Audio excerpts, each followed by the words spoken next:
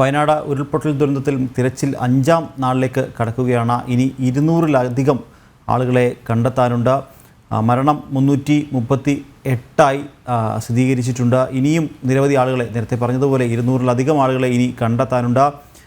വയനാട് മേപ്പാടി ചുരൽമല ഭാഗത്തു നിന്ന് ഞങ്ങളുടെ പ്രതിനിധികളായ മനോജും ഒപ്പം അർജുനും മിഥുൻ മുരളിയും ചേരുന്നുണ്ട്. ആദ്യം മനോജിലേക്കാണ്. മനോജ്, തിരച്ചിൽ 5-ാം ദിവസത്തിലേക്ക് കടന്നിരിക്കുകയാണ്.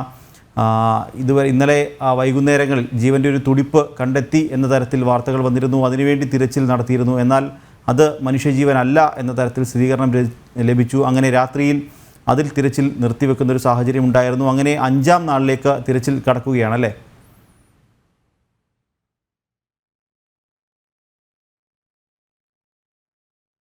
നാളിലേക്ക് ഈ തിരച്ചിൽ കടക്കുകയാണ്. അതോടൊപ്പം തന്നെ ഈ മരണസംഖ്യ ഉയരുന്നത് ആശങ്ക ഉയർത്തുന്നത് തന്നെയാണ്. കഴിഞ്ഞ ദിവസമാണ് ഈ റഡാറിൽ സിഗ്നൽ ലഭിച്ചത്. തുടർച്ചയായി ഈ ഭാഗത്ത്, അതായത് മുണ്ടക്കൈ ഭാഗത്താണ് ഈ സിഗ്നൽ ലഭിച്ചത്. അതിന്റെ അടിസ്ഥാനത്തിൽ NDRF-ഉം അതോടൊപ്പം സൈന്യവും മറ്റ് ഈ വകുപ്പുകളുമൊക്കെ ചേർന്നുകൊണ്ട് അവിടെ പരിശോധന നടത്തിയിരുന്നു. ഈ പരിശോധന രാത്രിയിലും തുടർന്നു എന്നുള്ളതാണ്. എന്നാൽ പിന്നീട് ഒന്നും കണ്ടെത്താനായില്ല. അവിടെ ആ തിരച്ചിൽ അവസാനിപ്പിക്കുകയാണ് ഉണ്ടായത്. എന്തായാലും ഇന്നും ഈ രാവിലെ തന്നെ ഈ രക്ഷാപ്രവർത്തനം ഈ മേഖലയിൽ തുടരുമെന്നാണ് അറിയിച്ചിട്ടുള്ളത്. രാവിലെ തന്നെ ഈ ബെയിലി പാലത്തിന് അടുത്തേക്ക് രക്ഷാപ്രവർത്തകർ എത്തും. 7 മണിയോടുകൂടി തന്നെ ഈ രക്ഷാപ്രവർത്തനം ഈ മുണ്ടക്കൈ മേഖലയിൽ ആരംഭിക്കുമെന്നുള്ളതാണ്. അതോടൊപ്പം തന്നെ ഈ ചൂരൽമല ഭാഗത്താണ് കഴിഞ്ഞ ദിവസം നിരവധി മൃതദേഹങ്ങൾ കണ്ടെടുത്തത്. ഈ സ്കൂളിന് സമീപത്തായി അത്തരത്തിൽ ഓരോ ദിവസം ചെല്ലുന്തോറും മൃതദേഹങ്ങൾ കണ്ടെടുത്തുകൊണ്ടിരിക്കുകയാണ്. ഇത് തന്നെയാണ് നേരത്തെ സൂചിപ്പിച്ചതുപോലെ നിരവധി ആളുകളെ ഇനിയും കണ്ടെത്താനുണ്ട്. അവർക്ക് വേണ്ടിയിട്ടുള്ള തിരച്ചിലാണ് ഈ പുഴയോരങ്ങളിലും, അതായത് കാടിനുള്ളിലൊക്കെ തന്നെ ഈ പുഴയുടെ അരികിലായി മൃതദേഹങ്ങൾ വന്ന് അടിഞ്ഞിട്ടുണ്ടോ എന്നുള്ള പരിശോധനയൊക്കെ കഴിഞ്ഞ ദിവസം ഫോറസ്റ്റ് ഡിപ്പാർട്ട്മെന്റും അതോടൊപ്പം തന്നെ കോസ്റ്റ് ഗാർഡും ഒക്കെ ചേർന്ന് നടത്തിയിരുന്നു. ഇന്നും അത്തരത്തിൽ തന്നെ സൈന്യത്തിന്റെ നേതൃത്വത്തിൽ മറ്റ് NDRF-ഉം ഫയർഫോഴ്സും പോലീസും ഈ വനം വകുപ്പും അതോടൊപ്പം കോസ്റ്റ് ഗാർഡ് അങ്ങനെ അതോടൊപ്പം തന്നെ സന്നദ്ധ സംഘടനകളടക്കം ഈ തിരച്ചിലിന്റെ ഭാഗമാവുകയാണ്. എന്തായാലും 5-ാം ദിനത്തിലേക്ക് കടക്കുമ്പോഴും നമുക്കറിയാം വളരെയധികം ഈ വിഷമം ഉള്ളിൽ ഒതുക്കിക്കൊണ്ട്, അല്ലെങ്കിൽ അത് ഉള്ളിൽ ഒതുക്കാനാവാതെയൊക്കെ ഉള്ള ആ നിലവിളികളൊക്കെ നമുക്കറിയാം. അത്തരത്തിൽ ഈ ദുരിതാശ്വാസ ക്യാമ്പുകളിൽ ഇന്നും പ്രതീക്ഷയോടെ കഴിയുന്നവരുണ്ട്. കാരണം കഴിഞ്ഞ ദിവസം 4 പേരെ ഈ മേഖലകളിൽ നിന്നൊക്കെ രക്ഷപ്പെടുത്തി എന്നുള്ള ഒരു വിവരം വന്നിരുന്നു. അത്തരത്തിൽ 4 പേരെ രക്ഷപ്പെടുത്തിയപ്പോൾ അവിടെ ഉണ്ടായിരുന്നവർക്ക് ഒക്കെ ഒരു പ്രതീക്ഷ നൽകുന്നത് കൂടിയാണ്. അതോടൊപ്പം തന്നെ സൈന്യത്തിന്റെ പ്രവർത്തനവും എടുത്തു പറയേണ്ടത് തന്നെയാണ്. ഈ പാലം നിർമ്മിച്ചതിലൂടെ ആണ് കഴിഞ്ഞ ദിവസം വേഗതയിൽ ഈ മേഖലയിലേക്കൊക്കെ രക്ഷാപ്രവർത്തനം എത്തിക്കുവാൻ വേണ്ടി സാധിച്ചത്. നമ്മളോടൊപ്പം മിഥുൻ മുരളി കൂടെ ചേരുകയാണ്. മിഥുൻ മുരളി കഴിഞ്ഞ ദിവസം ഈ ദുരിതാശ്വാസ ക്യാമ്പിലൊക്കെ ഉണ്ടായിരുന്നതാണ്. അവരുടെയൊക്കെ അനുഭവങ്ങൾ കേട്ടറിഞ്ഞു. അതോടൊപ്പം തന്നെ അവരുടെയൊക്കെ പ്രതികരണങ്ങളിലൂടെയൊക്കെ തന്നെ കുറേ കാര്യങ്ങൾ അറിയുവാൻ സാധിച്ചു എന്നുള്ളതാണ്. എന്തായാലും വലിയൊരു അവരുടെ ഒരു മാനസികാവസ്ഥ നമുക്ക് അറിയാം. എല്ലാം നഷ്ടപ്പെട്ടു, സമ്പാദ്യം, അതുപോലെ തന്നെ ബന്ധുക്കൾ, സുഹൃത്തുക്കൾ, ഈ അച്ഛൻ, അമ്മ, അങ്ങനെ എത്രയധികം വിഷമത്തോടു കൂടി അവർ അവിടെ കഴിഞ്ഞു വരികയാണ്. എന്തായാലും ഈ തിരച്ചിൽ പുരോഗമിക്കുമ്പോൾ അവർക്ക് കൂടെ ഒരു പ്രതീക്ഷ കഴിഞ്ഞ ദിവസം ഉണ്ടായിരുന്നില്ലേ? തീർച്ചയായും പലപ്പോഴും ആദ്യഘട്ടത്തിലൊക്കെ ഒരു പ്രതീക്ഷയുണ്ടായിരുന്നു. തങ്ങളുടെ പ്രിയപ്പെട്ടവർ കടന്നുപോയ വഴികളാണ് ഉള്ളത് തിരച്ചിൽ നടക്കാനുള്ളത്. ഏതെങ്കിലും തരത്തിൽ ജീവന്റെ ഒരു കണിക ഉണ്ടെങ്കിൽ തങ്ങൾക്ക് ജീവിതത്തിലേക്ക് അവരെ തിരികെ കൊണ്ടുവരാൻ സാധിക്കുമെന്നുള്ള ഒരു പ്രതീക്ഷയൊക്കെ നമ്മൾ കേട്ടതാണ്. പക്ഷേ പലരും ഇപ്പോൾ അംഗീകരിക്കുന്നുണ്ട്, യാഥാർത്ഥ്യം അംഗീകരിക്കുന്നുണ്ട്. തങ്ങളുടെ പ്രിയപ്പെട്ടവർ തിരികെ മടങ്ങി വരില്ല എന്നുള്ള ഒരു യാഥാർത്ഥ്യം അവർപ്പോൾ മനസ്സാ അംഗീകരിക്കുന്നുണ്ട്. അപ്പോഴും അവരുടെ ഒരു ചോദ്യം ഉയരുന്നത്, എങ്ങനെയാണെങ്കിൽ തങ്ങളുടെ പ്രിയപ്പെട്ടവരുടെ, ബന്ധപ്പെട്ടവരുടെ, സുഹൃത്തുക്കളുടെ, പരിചയമുള്ളവരുടെയൊക്കെ മൃതദേഹങ്ങൾ എവിടെ പോയി എന്നുള്ള ഒരു ചോദ്യമാണ് ഉയർന്നു വരുന്നത്. ആ മൃതദേഹങ്ങൾ ഒഴുകിപ്പോയോ? എങ്ങോട്ട് പോയി? ഇനി കണ്ടെടുക്കാൻ സാധിക്കുമോ? അവർക്ക് അന്ത്യകർമ്മങ്ങൾ ചെയ്യാൻ സാധിക്കുമോ? ഒരു നോക്ക് ഇനി അവസാനമായി കാണാൻ സാധിക്കുമോ? അല്ലെങ്കിൽ കണ്ടുകിട്ടി എന്നുള്ള ഒരു വിവരമെങ്കിലും ലഭിക്കുമോ? കഴിഞ്ഞ ദിവസമൊക്കെ ഒരു ദുരിതാശ്വാസ ക്യാമ്പിൽ, പ്രധാനപ്പെട്ട മേപ്പാടിയിലെ ക്യാമ്പിൽ കഴിയുന്ന ഒരു യുവാവ് പറഞ്ഞത് അദ്ദേഹത്തിന്റെ കുടുംബത്തിലെ 16 പേരെ, 2 കുടുംബങ്ങളിലായിട്ടുള്ള ബന്ധുക്കൾ 16 പേരെയാണ് നഷ്ടപ്പെട്ടിരിക്കുന്നത്. അതിൽ 4 പേരുടെ മൃതദേഹം മാത്രമേ ലഭിച്ചിട്ടുള്ളൂ. ബാക്കിയുള്ളവർ മരിച്ചുപോയി എന്ന് തന്നെ സ്ഥിരീകരിക്കുകയാണ്. അദ്ദേഹം തന്നെ പറയുകയാണ് തിരികെ വരില്ലായിരിക്കാം. പക്ഷേ അപ്പോഴും ചോദ്യം ഉയർന്നത് ആ മൃതദേഹങ്ങൾ എവിടെ പോയി? അതോടൊപ്പം ഒരുപാട് ആളുകൾ ഈ റേഷൻ കാർഡുകളിൽ നിന്നുള്ള വിവരങ്ങളൊക്കെ വെച്ചാണല്ലോ ഇത്രയും ആളുകളെ കാണാതെ പോയിട്ടുണ്ടെന്നുള്ളൊരു വിവരമുള്ളത്. അതിനപ്പുറത്തേക്ക് ഈ കണക്കിൽപ്പെടാത്ത, അല്ലെങ്കിൽ ഈ ലിസ്റ്റിൽപ്പെടാത്ത, പട്ടികയിൽപ്പെടാത്ത ആളുകളൊക്കെ ഇവിടെ അധിവസിച്ചിട്ടുണ്ടെങ്കിൽ അവരുടെയൊക്കെ മൃതദേഹങ്ങൾ കണ്ടെടുക്കേണ്ടത് എങ്ങനെയാണ്, അതിനൊക്കെ സംബന്ധിച്ചിട്ടുള്ള ഒരു ഔദ്യോഗിക വിവരം ലഭിക്കുക എന്നുള്ളൊരു കാര്യം തൊഴിലാളികൾ, തോട്ടം തൊഴിലാളികളടക്കമുള്ള ആളുകൾ ഇവിടെ താമസിക്കുന്നുണ്ട്. അവരുടെ കണക്കുകൾ, അവരെ കാണാതായി പോയിട്ടുണ്ടെന്ന് ഈ പ്രദേശവാസികൾ പറയുന്നുണ്ട്. അങ്ങനെയുള്ളവരുടെ കണക്കുകൾ അതെങ്ങനെയാണ് കണ്ടെടുക്കുക? എത്രത്തോളം ആളുകൾ, ഈ ദുരന്തത്തിന്റെ വ്യാപ്തി എത്രത്തോളം ഉണ്ടെന്ന് എങ്ങനെയാണ് തിരിച്ചറിയാനാവുക? അത് എത്രത്തോളം ഉണ്ടെന്ന് യഥാർത്ഥത്തിൽ യാഥാർത്ഥ്യമാവുക, വെളിവാവുക ഈ പരിശോധന പൂർത്തിയാക്കുകയും ഈ മൃതദേഹങ്ങൾ പൂർണ്ണമായും കണ്ടെടുക്കുകയും ചെയ്യുന്നതിലൂടെ മാത്രമായിരിക്കും. എന്തായാലും രക്ഷാദൗത്യത്തിന് ഇന്ന് പ്രതിസന്ധിയായിട്ട് കാലാവസ്ഥ വെല്ലുവിളി സൃഷ്ടിച്ചില്ലെങ്കിൽ അതീവ ശ്രമകരമായ രക്ഷാദൗത്യത്തിലൂടെ കൂടുതൽ മൃതദേഹങ്ങൾ കണ്ടെടുക്കാൻ തന്നെയായിരിക്കും രക്ഷാപ്രവർത്തകർ ശ്രമിക്കുക. സൈന്യത്തിന്റെ നേതൃത്വത്തിലുള്ള രക്ഷാദൗത്യം സേന ഒരു വൻ സജ്ജീകരണത്തോടുകൂടെ ഇവിടെ തയ്യാറായിട്ടുണ്ട്. രാവിലെ രക്ഷാപ്രവർത്തകരെല്ലാം സൈന്യവുമെല്ലാം ഇവിടേക്ക് എത്തുന്നതേയുള്ളൂ. ബെയിലി പാലത്തിന്റെ ദൃശ്യങ്ങളാണ് നമ്മൾ കാണുന്നത്. അവിടെ ഉദ്യോഗസ്ഥരൊക്കെ വന്ന് ചേരുന്നതേയുള്ളൂ. ഉദ്യോഗസ്ഥരെല്ലാം രക്ഷാപ്രവർത്തകർ സൈനികരൊക്കെ ഇവിടേക്ക് എത്തുമ്പോൾ വേണ്ട ക്രമീകരണങ്ങൾ ഒരുക്കുന്നതിന് വേണ്ടി ഇവിടെ തയ്യാറായി നിൽക്കുന്ന കാഴ്ചകളാണ് നമ്മൾ കാണുന്നത്. ഇനി അല്പസമയത്തിനുള്ളിൽ രാവിലെ തന്നെ കാലാവസ്ഥ പ്രതിസന്ധി സൃഷ്ടിച്ചിട്ടില്ലെങ്കിൽ രാവിലെ തന്നെ തുടർച്ചയായുള്ള വലിയ രക്ഷാദൗത്യങ്ങൾ ഇവിടെ ഉണ്ടാകും എന്ന് തന്നെയാണ് മനസ്സിലാകുന്നത്. ഇന്നലെ കൂടുതൽ മേഖലകൾ കേന്ദ്രീകരിച്ചുകൊണ്ട് 6 സോണുകളായി തിരിഞ്ഞുകൊണ്ട് കൂടുതൽ മേഖലകൾ കേന്ദ്രീകരിച്ചുകൊണ്ടുള്ള വ്യാപകമായ തിരച്ചിലായിരുന്നു നടത്തിയത്. ഉരുൾപൊട്ടലിന്റെ പ്രഭവ കേന്ദ്രമായ പുഞ്ചിരിവട്ടം, മുണ്ടക്കൈ മേഖല, അപ്പർ മുണ്ടക്കൈ, ഒപ്പം ചാലിയാർ പുഴയുടെ വിവിധ മേഖലകൾ, ചാലിയാർ പുഴയുടെ കൈവഴികൾ ഒക്കെ കേന്ദ്രീകരിച്ചുകൊണ്ടുള്ള പരിശോധന ഇന്നലെ നടത്തുന്നുണ്ടായിരുന്നു. പക്ഷേ ഈ കാലാവസ്ഥ അപ്പോഴും രാവിലെ അനുകൂലമായ കാലാവസ്ഥയായിരുന്നെങ്കിൽ പിന്നീട് കാലാവസ്ഥ പ്രതികൂല അവസ്ഥ സൃഷ്ടിക്കുന്ന ഒരു സാഹചര്യം ഇന്നലെ ഉണ്ടായി. അങ്ങനെ പ്രതികൂല കാലാവസ്ഥ ഉണ്ടായില്ലെങ്കിൽ വളരെ കൃത്യമായിട്ട് വ്യാപകമായ ഒരു തിരച്ചിൽ നാളെ നടത്താൻ സാധിക്കും എന്ന ഒരു പ്രതീക്ഷ തന്നെയാണ് ഇവിടെ നമുക്ക് കഴിയുന്നത്. ഉദ്യോഗസ്ഥരെല്ലാം അല്പസമയത്തിനുള്ളിൽ രാവിലെ 7 മണിയോട് കൂടിയ സമയത്ത് തന്നെ ഉദ്യോഗസ്ഥരെല്ലാം ഇവിടേക്ക് എത്തും. അതിനുള്ള ക്രമീകരണങ്ങൾ നടക്കുന്നുണ്ട്. മറ്റ് ക്രമീകരണങ്ങളും ഒക്കെ ബന്ധപ്പെട്ടുള്ള കാര്യങ്ങളാണ് ഇവിടെ തലത്തിൽ സൈനിക മേധാവികളടക്കം ഇവിടേക്ക് എത്തിച്ചേർന്നുകൊണ്ട് നടത്തുന്നത്. എന്തായാലും കാലാവസ്ഥ വെല്ലുവിളി സൃഷ്ടിച്ചില്ലെങ്കിൽ വ്യാപകമായിട്ടുള്ള ആണ് നമുക്ക് പ്രതീക്ഷിക്കാൻ കഴിയുന്നത്. വിവിധ മേഖലകൾ കേന്ദ്രീകരിച്ചുകൊണ്ട് മുണ്ടക്കൈ മേഖലകളിലൊക്കെ ഒരുപാട് ആളുകൾ കുടുങ്ങിക്കിടക്കുന്നുണ്ട്. അപ്പോൾ ആ മേഖലകൾ കേന്ദ്രീകരിച്ചുകൊണ്ട് മൃതദേഹങ്ങൾ വീണ്ടെടുക്കേണ്ടതുണ്ട്, കണ്ടുകെട്ടേണ്ടതുണ്ട്, അവിടെ തിരച്ചിൽ നടത്തേണ്ടതുണ്ട്. ഈ സ്കൂളിന് പരിസരത്ത് കൂടുതൽ മൃതദേഹങ്ങൾ കണ്ടെടുക്കാൻ സാധിച്ചത്. ചാലിയാർ പുഴയുടെ കൈവഴികൾ കേന്ദ്രീകരിച്ചുകൊണ്ടുള്ള പരിശോധന വ്യാപകമായി നടത്തേണ്ടതുണ്ട്. ഇന്നലെ ശ്രമകരമായ ദൗത്യത്തിലൂടെ ചാലിയാർ പുഴയ്ക്ക് ഇരു കരകളെയും ബന്ധിപ്പിച്ചുകൊണ്ട് വലിയ വടമൊക്കെ കെട്ടിയായിരുന്നു സൈന്യത്തിന്റെ നേതൃത്വത്തിൽ പരിശോധന തിരച്ചിൽ നടത്തിയത്. ഒപ്പം തന്നെ വനമേഖലകളിലേക്ക്, ഈ അതിർത്തി പ്രദേശത്തുള്ള വയനാട് ജില്ലയുടെ അതിർത്തി പ്രദേശത്തുള്ള നിലമ്പൂർ വനമേഖലകളിലേക്ക് മൃതദേഹങ്ങൾ വന്ന് അടിഞ്ഞുകൂടാനുള്ള ഒരു സാധ്യത കണക്കിലെടുത്തുകൊണ്ട് ആ മേഖലകളിൽ വിവിധ സംഘങ്ങളായി തിരിഞ്ഞുകൊണ്ടുള്ള പരിശോധനകൾ നടക്കുന്നുണ്ടായിരുന്നു. അത്തരത്തിൽ തന്നെ വിവിധ മേഖലകൾ കേന്ദ്രീകരിച്ചിട്ടുള്ള വ്യാപകമായിട്ടുള്ള ഒരു പരിശോധന തന്നെയായിരിക്കും ഇന്ന് നടക്കുക എന്നാണ് നിലവിൽ നമുക്ക് മനസ്സിലാക്കാൻ കഴിയുന്നത്. കാലാവസ്ഥ പ്രതികൂല സാഹചര്യം സൃഷ്ടിക്കില്ല എന്ന് തന്നെയാണ് പ്രതീക്ഷിക്കുന്നത്. ഒരു 5-ാം ദിവസത്തേക്ക് കടക്കുന്ന നിർണായകമായിട്ടുള്ള ദിവസങ്ങളാണ്, മണിക്കൂറുകളാണ് ഇനിയുള്ളത്. ആ ഒരു ഘട്ടത്തിൽ പ്രതിസന്ധിയായി കാലാവസ്ഥ വന്നില്ലെങ്കിൽ, അനുകൂലമായ ഒരു കാലാവസ്ഥ സൃഷ്ടിച്ചാൽ തീർച്ചയായും കൂടുതൽ ദൗത്യം കൂടുതൽ ശ്രമകരമായ രീതിയിലേക്ക് മാറും എന്ന് തന്നെയാണ് മനസ്സിലാക്കാൻ കഴിയുന്നത്. അല്ലെ മനോജ്, അങ്ങനെ തന്നെയല്ലേ ശ്രമിക്കുക? നമ്മൾ കരുതുന്നതും അങ്ങനെ തന്നെയല്ലേ? ഇന്നലെയും മിനിഞ്ഞാന്നും എല്ലാം കാലാവസ്ഥയായിരുന്നു ഒരു പ്രതികൂലാവസ്ഥ സൃഷ്ടിച്ചത്. ഈ മുണ്ടക്കൽ മേഖലകളിൽ നിന്നൊക്കെ കൂടുതൽ മൃതദേഹങ്ങൾ കണ്ടെടുക്കാൻ സാധിക്കുമെന്നായിരുന്നു സൈന്യം കഴിഞ്ഞ ദിവസവും വിലയിരുത്തലുകൾ നടത്തിയിരുന്നത്. മനുഷ്യജീവന്റെ ഒരു കണിക പോലും അവിടെ അവശേഷിക്കുന്നില്ല എന്ന് സൈന്യം മുഖ്യമന്ത്രിയെ നേരത്തെ അറിയിക്കുകയും ചെയ്തിരുന്നു. പക്ഷേ റഡാർ സിഗ്നലിൽ ഒരു ജീവന്റെ തുടിപ്പ് ഉണ്ട് എന്ന് തിരിച്ചറിഞ്ഞപ്പോൾ പ്രതീക്ഷയുടെ മണിക്കൂറുകളായിരുന്നു. ഏകദേശം 2 മണിക്കൂറുകളോളം നമ്മൾ വളരെ പ്രതീക്ഷയോടെ ദുരന്ത വാർത്തകൾ മാത്രം റിപ്പോർട്ട് ചെയ്തിരുന്ന നമ്മളും ദുരന്ത വാർത്തകൾ മാത്രം കേട്ടിരുന്ന പ്രേക്ഷകർക്കുമുള്ളിൽ ഒരു പ്രതീക്ഷ നൽകുന്ന ഒരു 2 മണിക്കൂറായിരുന്നു ഇന്നലെ ഉണ്ടായിരുന്നു. ഇന്നും റഡാർ പരിശോധന എന്തായാലും പുനരാരംഭിക്കും. ഈ മേഖലകൾ കേന്ദ്രീകരിച്ചുകൊണ്ട് ഡ്രോണിന്റെയും റഡാറിന്റെയും ഒക്കെ സഹായത്തോടുകൂടി വ്യാപകമായ ഒരു തിരച്ചിൽ തന്നെയായിരിക്കും ഉണ്ടാവുക. അതിന് വിലങ്ങുതടിയായി കാലാവസ്ഥ പ്രതികൂലാവസ്ഥ സൃഷ്ടിക്കരുത് എന്ന് മാത്രമേ നമുക്ക് ആശിക്കാനുള്ളൂ. എന്തായാലും മേഘം ഇരുണ്ട മൂടി തന്നെ കിടക്കുകയാണ്. ഇന്നലെയും സമാനമായ ഒരു കാലാവസ്ഥയായിരുന്നു രാവിലെ ഉണ്ടായിരുന്നത്, അല്ലെ? തീർച്ചയായും കഴിഞ്ഞ ദിവസങ്ങളിലൊക്കെ തന്നെ ഈ പ്രതികൂലമായൊരു കാലാവസ്ഥയായിരുന്നു. ഇന്ന് രാവിലെ തന്നെ മഴ അതിൻ്റെ ഒന്നും ലക്ഷണങ്ങൾ, അതായത് ശക്തമായിട്ടുള്ള മഴയുടെ ലക്ഷണങ്ങളൊന്നും തന്നെ ഇപ്പോൾ കാണുന്നില്ല. അതുകൊണ്ട് തന്നെ ഈ തിരച്ചിൽ ഇന്ന് വേഗതയോടുകൂടി നടത്താൻ സാധിക്കുമെന്നുള്ളത് തന്നെയാണ്. അതോടൊപ്പം തന്നെ ഈ കിറ്റാജികളടക്കം ഈ മുണ്ടക്കൈ ഭാഗത്തുണ്ട്.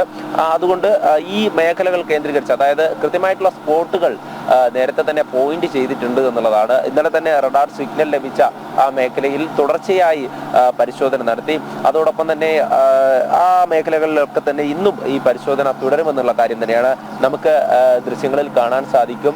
ഈ വളർത്തുമൃഗങ്ങൾ പോലും, അതായത് അനാഥമായി നിൽക്കുന്ന ഈ നായക്കുട്ടിയെ പോലും നമുക്ക് കാണുവാൻ സാധിക്കും. ഇത്തരത്തിലൊരു ദുരന്തത്തിന്, വലിയൊരു ദുരന്തത്തിന് നേർസാക്ഷ്യം വഹിച്ചുകൊണ്ട് ഇവിടേക്ക് ഇപ്പോൾ ഈ രക്ഷാപ്രവർത്തകർക്ക് അരികിലേക്ക് അവരൊക്കെ എത്തിയിരിക്കുകയാണ്. കുറച്ച് ദിവസമായി തന്നെ ഇത്തരത്തിലുള്ള വളർത്തുമൃഗങ്ങൾ, ഒറ്റപ്പെട്ടു പോയ വളർത്തുമൃഗങ്ങളടക്കം ഇവിടെ ഇങ്ങനെ തുടരുകയാണ്. ആ ഒരു സാഹചര്യമാണ് നിലവിലുള്ളത്. എന്തായാലും ഇപ്പോൾ രക്ഷാപ്രവർത്തനത്തിന് വേണ്ടിയുള്ള മണിക്കൂറുകളിലേക്ക് കടന്നിരിക്കുകയാണ്. ഇപ്പോൾ ഈ വിവിധ വകുപ്പുകൾ അവരുടെയൊക്കെ ഈ പോലീസിന്റെ ഉൾപ്പെടെ ഈ കൃത്യമായിട്ടുള്ള നിർദ്ദേശങ്ങൾക്കനുസരിച്ച് ഇനി അങ്ങോട്ടേക്ക് കടക്കുവാനുള്ള തയ്യാറെടുപ്പ് തന്നെയാണ്. കൃത്യമായും ഉദ്യോഗസ്ഥർ അതിന് വേണ്ട നിർദ്ദേശങ്ങൾ മറ്റ് ഉദ്യോഗസ്ഥർക്ക് നൽകുന്നുണ്ട്. എന്തായാലും ഈ ഒരു മണിക്കൂറുകൾ ഇനി അങ്ങോട്ടേക്ക് മുണ്ടക്കയിലോട്ട് കടക്കുകയാണ് ഈ ബെയിലി പാലം വഴി. ഇവിടേക്ക് മറ്റ് രക്ഷാപ്രവർത്തകരും കൂടുതലായി എത്തുന്നുണ്ട്. എന്തായാലും ഈ ഒരു മേഖലയിൽ നിന്നും ഇനി കുറച്ചു സമയമെടുത്താണ് ഈ മുണ്ടക്കയിലോട്ട് നീങ്ങുക. അവിടെ പോയ ശേഷം ഈ ഇത്തരത്തിൽ ഈ നേരത്തെ തന്നെ സ്പോട്ട് ചെയ്തിട്ടുള്ള ഈ സ്ഥലങ്ങളിലൊക്കെ തന്നെ തിരച്ചിൽ നടക്കും. അതിനുവേണ്ട കിറ്റാജി, JCB എല്ലാം തന്നെ അവിടെ തയ്യാറാണ്. അതോടൊപ്പം തന്നെ മറ്റ് സംവിധാനങ്ങൾ ഉപയോഗിച്ചുകൊണ്ടുള്ള പരിശോധനയും സൈന്യത്തിന്റെ നേതൃത്വത്തിൽ ഉണ്ടാകുമെന്നുള്ളതാണ്. എന്തായാലും കാലാവസ്ഥ ഇപ്പോൾ അനുകൂലമായി തന്നെ നിൽക്കുകയാണ്. അതോടൊപ്പം തന്നെ ഈ കൂടുതൽ മൃതദേഹങ്ങൾ ഇനി ഏതൊക്കെ ഭാഗത്താണ് എന്നുള്ളതിനെ പറ്റിയിട്ടാണ് ഈ മുണ്ടക്കൈ ഭാഗത്തും അതോടൊപ്പം ഞാൻ നേരത്തെ സൂചിപ്പിച്ചു ഈ ചൂരക്കൽ മേഖലയിൽ നിന്ന് കഴിഞ്ഞ ദിവസം ഈ സ്കൂളിന്റെ പരിസരത്ത് നിന്നാണ് ഈ മൃതദേഹങ്ങൾ കണ്ടെടുക്കുന്നത്. അത്തരത്തിൽ എവിടെയൊക്കെയാണ് ഈ മൃതദേഹങ്ങൾ ഉള്ളത് അല്ലെങ്കിൽ എവിടെയൊക്കെയാണ് വന്ന് അടിഞ്ഞിരിക്കുന്നത് എന്നുള്ള കാര്യമാണ്. കഴിഞ്ഞ ദിവസം ഈ പ്രദേശവാസികൾക്കാണ് ഈ ഭാഗത്ത് സ്കൂളിന്റെ ഭാഗത്തൊക്കെ തന്നെ ഒരു സ്മെല്ല് വന്നതിനെ തുടർന്ന് അങ്ങോട്ടേക്ക് പരിശോധന ശക്തമാക്കിയിരുന്നു. ആ സമയത്താണ് അവിടെ നിന്നും ഈ മൃതദേഹങ്ങൾ ലഭിക്കുന്നത്. പിന്നീട് അത് തിരിച്ചറിയാൻ പറ്റാത്ത വിധം നമുക്കറിയാം ഈ ഇത്തരം വലിയൊരു ദുരന്തമുണ്ടായി അതിൽ തിരിച്ചറിയാൻ പറ്റാത്ത വിധം ഈ ഛിന്ന ഭിന്നമായി പോയിട്ടുള്ള മൃതദേഹങ്ങളുണ്ട്. അത്തരത്തിൽ ഈ ശരീരഭാഗങ്ങളൊക്കെ കൊണ്ടാണ് ഇവിടെ നിന്നും മേപ്പാടിയിലേക്ക് പോകുന്നത്. അത്തരത്തിലൊരു അവസ്ഥയാണ് ഈ ഭാഗത്തുള്ളത്. അതോടൊപ്പം ഈ മുണ്ടക്കയിലും ഇത് തന്നെയാണ്. കെട്ടിടങ്ങളാകെ തകർന്ന് അതിനു മേലെ ഈ മൺകൂനുകൾ അതോടൊപ്പം ഈ ജലവുമൊക്കെ ഇങ്ങനെ ഒഴുകി ഈ പുഴയുടെ ശക്തി ഇപ്പോൾ നമുക്കറിയാം. ഇപ്പോൾ ഒരു കാലാവസ്ഥ അനുകൂലമായതുകൊണ്ട് തന്നെ ഈ ജലം ഒഴുകി വരുന്നതിന്റെ ആ ശക്തി കുറഞ്ഞിട്ടുണ്ട് എന്ന് നമുക്ക് മനസ്സിലാക്കാം. എന്നാൽ കഴിഞ്ഞ ദിവസമൊക്കെ തന്നെ പ്രതികൂല അതിൽ തന്നെയാണ് ആദ്യം താൽക്കാലികമായി സൈന്യം നിർമ്മിച്ച ഒരു പാലമുണ്ടായിരുന്നു. ആ പാലം അത് മുങ്ങിപ്പോകുന്ന ഒരു അവസ്ഥയുണ്ടായി. പിന്നീട് ഒരു നടപ്പാത സൃഷ്ടിച്ചു. അതിനുശേഷം ഈ മണിക്കൂറുകൾക്കകം തന്നെ ഈ ഒരു ബെയിലി പാലം നിർമ്മിച്ചു.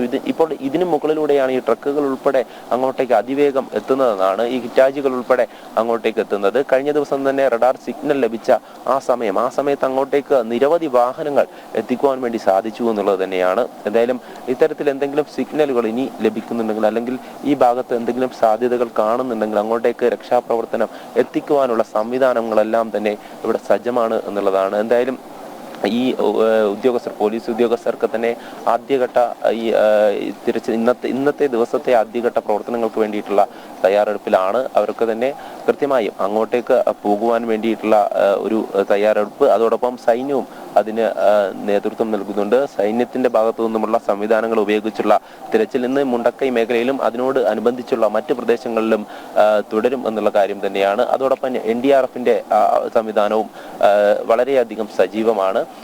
സന്നദ്ധ സംഘടനകളുടെ പ്രവർത്തകർ ഉൾപ്പെടെ ഈ മേഖലയിലേക്ക് എത്തുന്നുണ്ട്. ഈ പരിശോധനയ്ക്കുടെ ഭാഗമായി അവരും അവരാൽ കഴിയുന്ന വിധത്തിലുള്ള സംവിധാനങ്ങൾ ഉപയോഗിച്ച് ഈ തെരച്ചിലിന്റെ ഭാഗമാകുന്നു. എന്തായാലും ഈ ബെയിലി പാലത്തിലാണ് ഇപ്പോൾ പോലീസ് ഉദ്യോഗസ്ഥർ കൃത്യമായിട്ടുള്ള നിർദ്ദേശം നൽകുന്നത്. അതിനോട് അനുസരിച്ചായിരിക്കും ഇവരുടെ തിരച്ചിൽ ഓരോ മേഖലയിലും തിരിച്ചു കൊടുത്ത് കഴിഞ്ഞ ദിവസം തന്നെ 6 സോണുകളായി തിരിച്ചായിരുന്നു ഈ ഒരു പരിശോധന പുരോഗമിച്ചത്.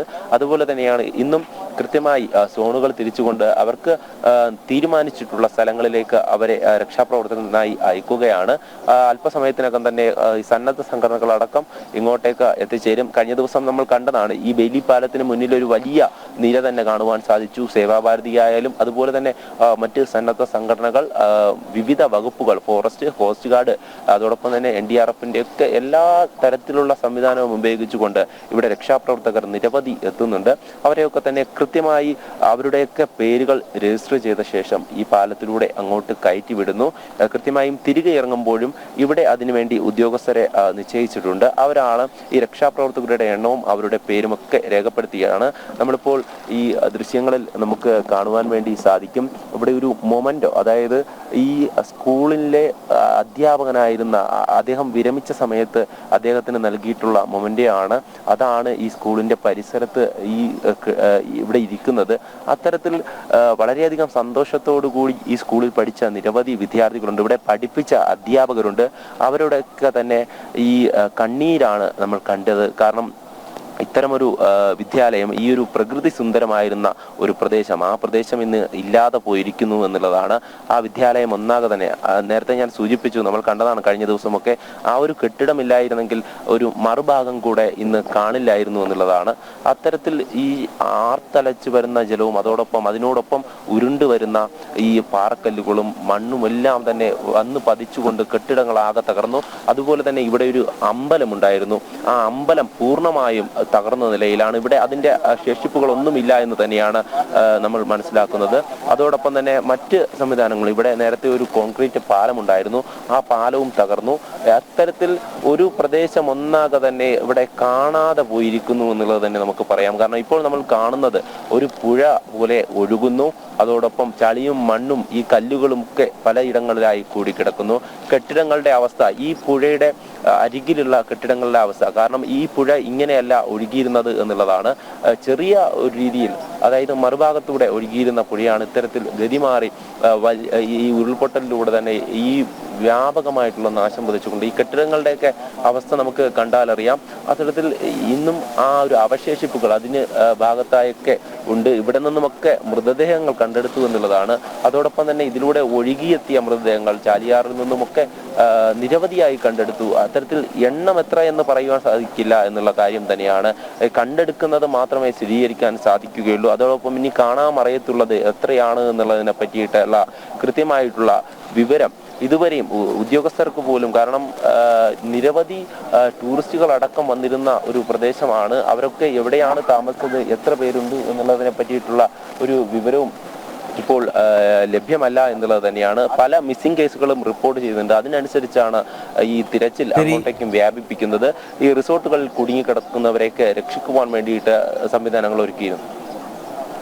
ശരി മനോജ്, തുടരുക. എന്തായാലും നമുക്ക് അതിൻ്റെ കൂടുതൽ വിവരങ്ങളിലേക്ക് തിരികെ എത്തേണ്ടതുണ്ട്.